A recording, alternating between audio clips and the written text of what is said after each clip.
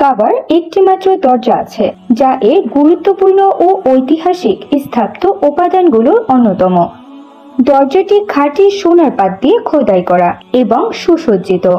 এটি কাবার পূর্ব পাশে অবস্থিত, বিশেষ করে পবিত্র কালো পাথর হাজরে আসওয়াদ এবং মুলতাজামের মধ্যবর্তী স্থানে।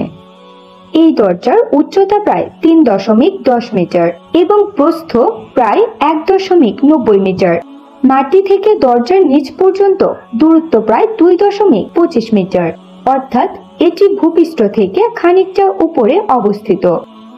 দরজাটির সঙ্গে একটি তালা ও চাবির ব্যবস্থা আছে, যা কাবা খোলার বিশেষ পদ্ধতির অংশ।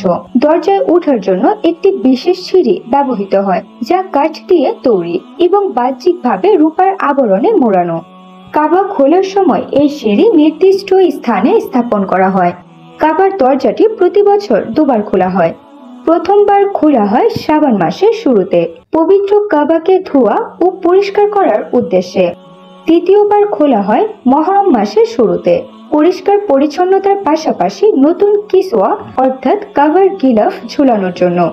কখনো কখনো সৌদি বাদশাহর আদেশ অনুযায়ী রাষ্ট্রীয় অতিথিদের কাবার ভেতরে প্রবেশের সুযোগ করে দেওয়ার জন্য দরজাটি খোলা হতে পারে। তবে অতিরিক্ত ভিড়, ধাক্কাধাক্কি এবং নারী পুরুষের সম্মিলিত চাপে সম্ভাব্য দুর্ঘটনা ও বিশৃঙ্খলার আশঙ্কায় এবং কাবার পবিত্রতা রক্ষার্থে সাধারণ জনগণের জন্য এর দরজা খোলা সম্পূর্ণরূপে নিষিদ্ধ করা হয়েছে।